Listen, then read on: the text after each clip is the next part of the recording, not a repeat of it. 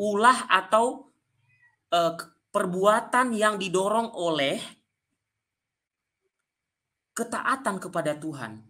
Bukan dalam arti T besar atau tradisi besar. Tradisi besar itu yang terutama adalah doktrin-doktrin yang diajarkan di dalam konsili-konsili. Nah, anehnya Pak Zul, saya membutuhkan tanggapan Pak Zul nanti ya. Begini, 3 konsili yang saya tunjukkan di sini itu menegaskan tentang keyakinan akan Allah Tritunggal. Bukan menciptakan ya, harus didengar ini. Bukan menciptakan, tapi menegaskan serta merumuskan tentang ajaran Tritunggal. Kurang lebih 3 konsili ini, masih banyak lagi ya. Kurang lebih 3 ini saya singgung dulu. Sekarang saya tanya Pak Jul, yang punya channel Tidak Biasa. Mengapa Tritunggal di gereja yang setelah abad ke-16 itu bisa berbeda-beda, Pak? Saya kurang yakin apakah Tritunggalnya Pak Zul itu sama dengan Esra Soru. Itu sama dengan Deki Ngadas. Itu sama dengan Pendeta Gilbert. Saya kurang tahu apakah sama Tritunggalnya. Kenapa seperti itu, Pak? Jadi siapa sebenarnya yang membuang tradisi para rasul itu dan kemudian membuat ajaran baru? Tolong jawab saya. Kalau Anda mengatakan gereja Katolik atau gereja Apostolik membuang ajaran tradisi para rasul, oh tidak. Anda salah. Yang Anda angkat itu bukan tradisi pokok, tapi ulah dari kesalehan. Nanti saya jelaskan kemudian. Nah sekarang pertanyaan sederhana adalah terkait nomor 1 ini adalah doktrin-doktrin. Contoh Allah Tritunggal. Mengapa doktrin Allah Tritunggal di dalam gereja pecahan-pecahan itu termasuk yang punya Pak Zul itu berbeda-beda? Itu ajarannya siapa sebenarnya? Lalu siapa sebenarnya yang membuang tradisi para rasul itu? Kalau Anda membuang tradisi para rasul soal Allah Tritunggal ini, apakah Pak Zul bersedia memberitahu saya seperti pertanyaan saya kepada centang hijau yang selalu hadir di sini? Pertanyaannya begini Pak Zul. Tolong tunjukkan kepada saya perikop Alkitab yang menjelaskan secara detail tentang Allah Tritunggal. Dan tolong berikan saya tulisan yang mengatakan sola scriptura. Saya menunggu Pak Zul menjawab di channelnya. Karena channelnya saya sudah tahu. Saya tunggu jawabannya. Untuk menjawab kepada saya, satu perikop saja yang membahas Allah Tritunggal. Dan yang membahas tentang sola scriptura. Tolong berikan saya perikopnya, babnya atau pasalnya yang membahas secara utuh dan detail penjelasan tentang Allah Tritunggal. Dan secara utuh dan detail penjelasan sola scriptura. Kalau tidak ada, pertanyaan selanjutnya, berarti Anda meyakini Allah Tritunggal itu dari mana dasarnya? Dari mana dasarnya? Kalau Anda bisa menjawab itu, saya bilang, saya ajukan jempol kepada Anda menunjukkan pada saya dasarnya Anda meyakini Allah Tritunggal itu. Di luar konsili ini, ya, di luar konsili. Oke? Karena konsili Nikea Konstantinopel, konsili Efesus, konsili Kalsedon dan lain sebagainya, ya, itu berfungsi menegaskan tentang Allah Tritunggal sehingga terbentuk yang dikenal sebagai iman rasuli di gereja Protestan.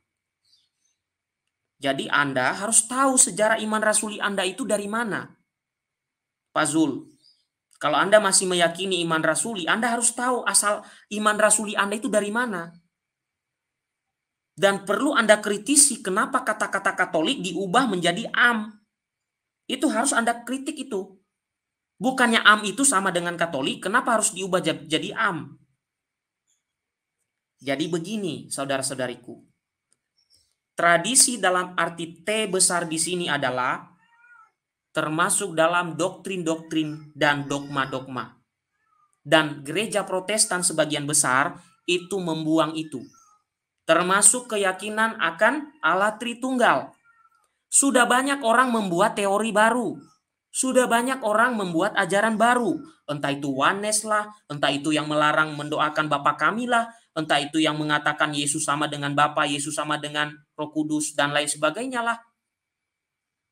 Aneh-aneh. Aneh-aneh saudaraku yang muncul. Pak Zul, kalau Anda mau kembali kepada tradisi para rasul, Anda harus mengakui tentang doktrin-doktrin yang ditetapkan dalam konsili-konsili.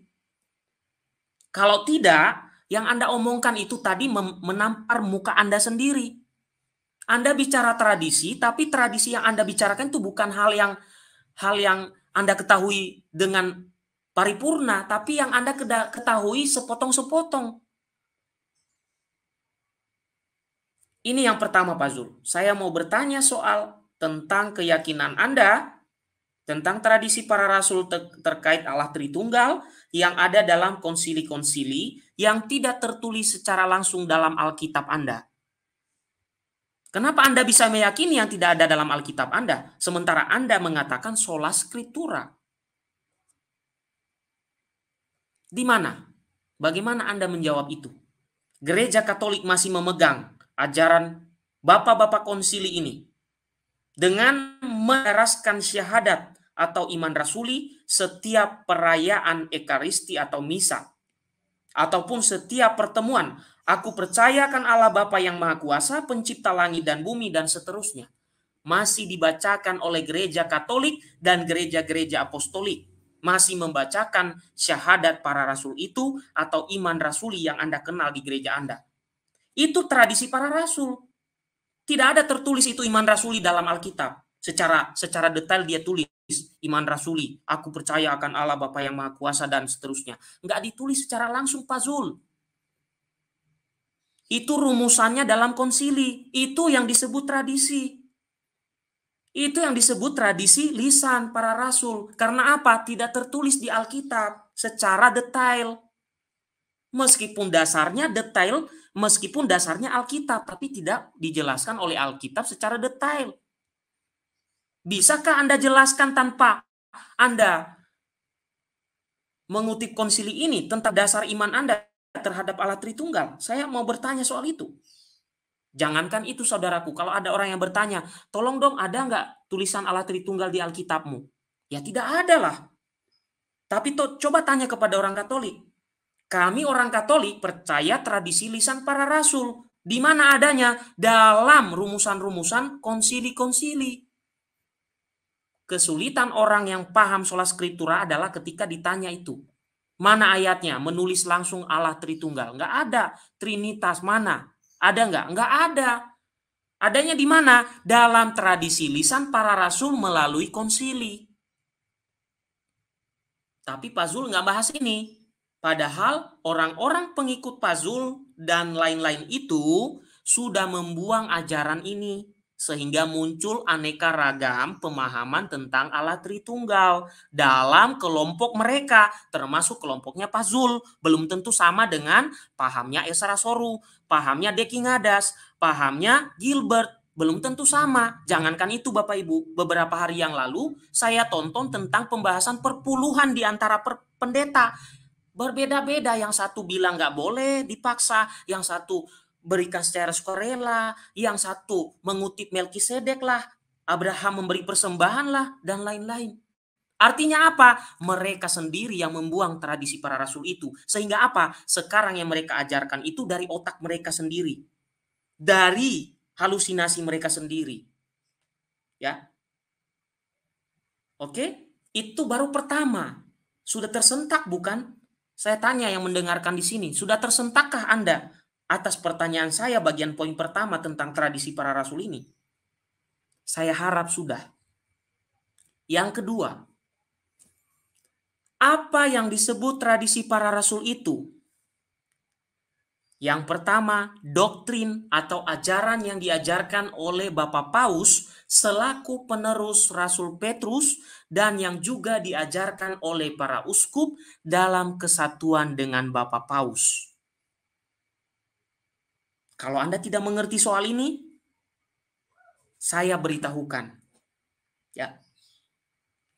Apa saja yang kita ikuti sampai saat ini tentang ajaran yang diajarkan oleh para paus sebagai penerus Rasul Petrus.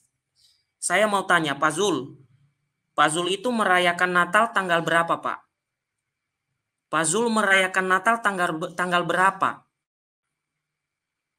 Ya, boleh saja Pak Zul mungkin merayakan Natal ketika masa Advent, ya, masih masa Advent atau masih masa biasa, atau mungkin bulan Oktober sudah merayakan Natal, atau hari November sudah merayakan Natal, atau baru awal Desember sudah merayakan Natal. Saya tanya, Pak, tolong tunjukkan pada saya ayat kitab suci yang menulis tanggal 25 kelahiran Yesus.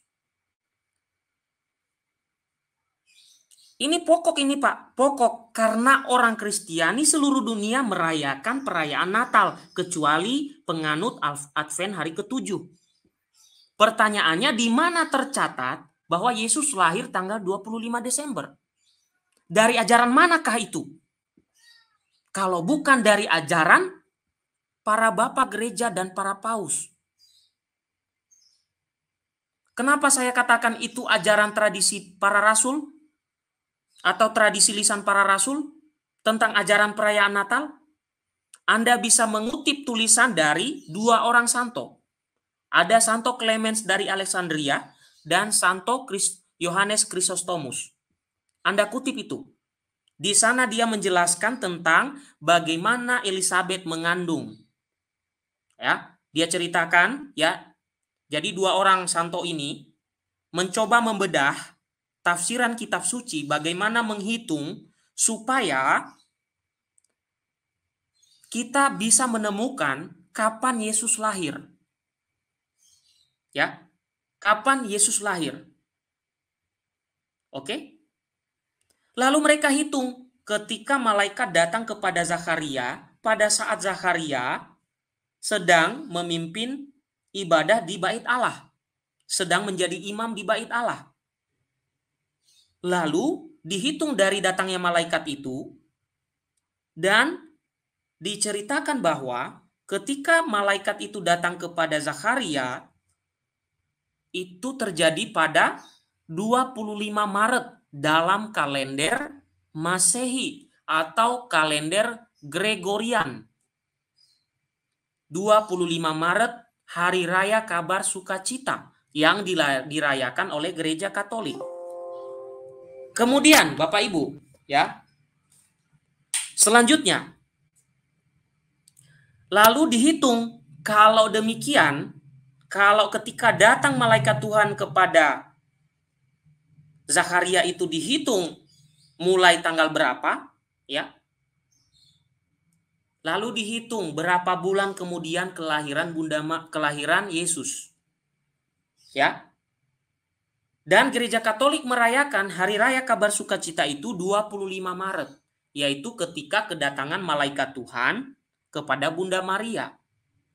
Dikatakan di situ dalam Lukas 1 ayat 46, sudah 6 bulan usia kandungan Elizabeth ketika malaikat Tuhan itu datang kepada Bunda Maria. Dan berdasarkan perhitungan itu, dua orang santo tadi mengatakan bahwa kalau begitu 25 Maret kedatangan malaikat Gabriel kepada Bunda Maria, jika dihitung maju, maka Bunda Maria melahirkan pada 25 Desember. Nah, belum pembahasannya begini, Pak Zul.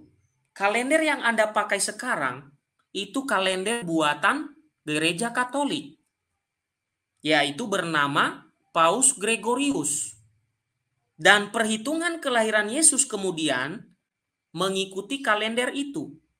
Sehingga yang tadinya kalender Yahudi itu dikonvert kepada kalender Masehi yang diperbaiki oleh kepausan, ya, oleh salah seorang dan beberapa orang pastor Yesuit yang merapikan supaya kalender itu jangan sampai tidak tepat,